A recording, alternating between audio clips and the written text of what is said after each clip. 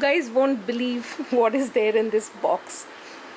It's actually a beehive with live bees inside. They are stingless bees, and I just received this package from Madhusree bee company. This is in Kerala, and I saw the video of this bee farm on the YouTube channel Work with Nature, and I've always wanted a beehive, and I thought that in my space it just won't be possible. And when I saw their beehive model, I've immediately made contact with the person, and he shipped it on Thursday, and today is Monday, so I'm hoping that the bees are alive. So let's have a look. Yippee! What is inside?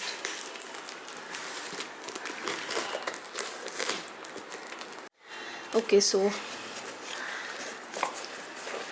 this is how the beehive is, and I will just zoom in at the entrance, and you can see the bees are alive.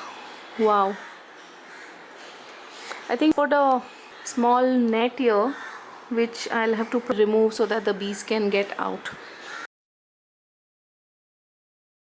The beehive has a two-layered design. The cylindrical part that I am holding can be removed to harvest the honey. Below this is the partition called the queen excluder, which keeps the queen in the bottom chamber. The broader bottom part of the hive is where the queen, the brood, and the worker bees live.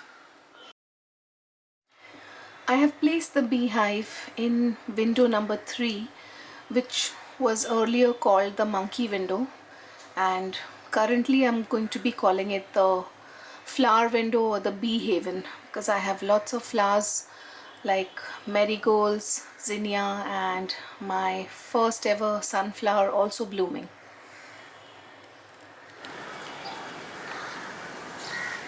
So I've suspended the beehive here next to my vertical flower hanger, and after I removed the netting, you can see that the bees are all coming out after their 3-day transit from Kerala,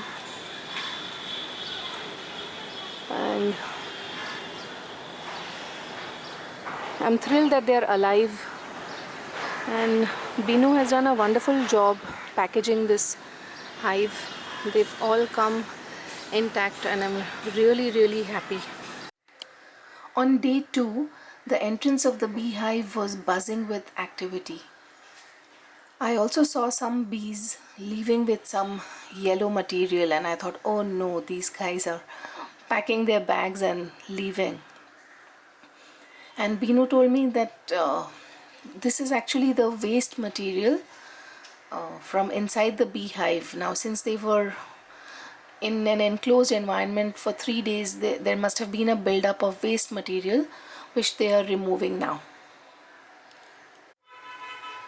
On day 3, I thought I noticed some kind of dirt or something stuck at the 12 o'clock position at the entrance of the beehive, and I tried to remove it, and immediately I realized that this is not any kind of dirt, but it is actually the propolis or the bee glue that the bees are laying down to kind of shut the entrance of the beehive. Currently it's a direct entry into the beehive, so they're going to lay down a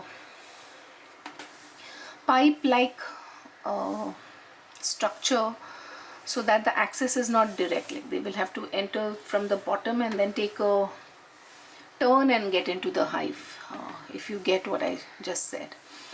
Now, propolis is a resinous mixture that the bees produce by mixing saliva and bee wax with exudate that they gather from tree buds, saps, or other botanical sources, and they use it as a sealant for unwanted open spaces in the hive.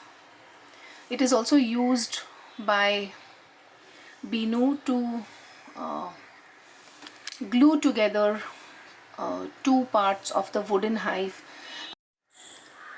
The bees also use the propolis to store honey in these cup-like structures that you see currently, and then once the cups are filled with honey, they seal it up with the propolis as well, and this is what we harvest from the top level of the beehive. These honey cells, or honey chamber if one can call them, are completely made out of the propolis. After observing these bees, I realized that these are the same bees that visit my garden every year on the basil and the sun hemp and the mustard flowers, the video of which I shared with you last year. So that means that these bees have a local food source here, which is great to know, because they have been coming back with the pollen packed hind legs, as you can see in the footage of this video from time to time. Binu was also very kind to send me cuttings from his farm of the honey tree, also called as Chembu or Dombeya spectabilis. The cuttings have already started to sprout, and I'll probably put a cutting in my building garden for the bees to access. Pollen and honey is stored in the propolis cups in the bottom chamber first to feed the colony. Only then is the extra honey stored by the worker bees in the upper part of the hive.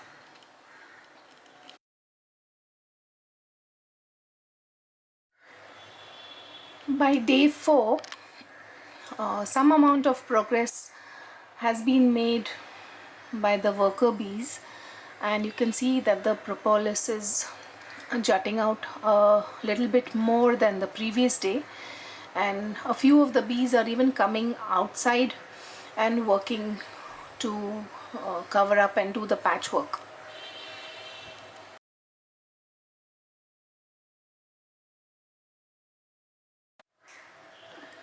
Stingless honeybees are also called as Meliponines, and their beehive is called Meliponiculture. There are at least 7 varieties of stingless bees at Binu's farm. They are tropical bees, and their nests can be found in hollow trunks, tree branches, underground cavities, rock crevices, wall cavities, old rubbish bins, water and electric meters, also storage drums. As the name suggests, these bees do not sting. However, if they are disturbed, they may try to bother us by flying around the face and getting into the ears. That is why Binu's beehive design is so clever. We don't need to disturb the bee colony in the lower part of the hive at all while harvesting the honey. The cylindrical portion of the hive can be removed to harvest the honey and put right back into the hive. The honey produced by these bees is medicinal and highly priced in the market, retailing at $70 in India and almost $140 in the Arabian Gulf. It would take around 3 months for my hive to be ready for harvest in the active season.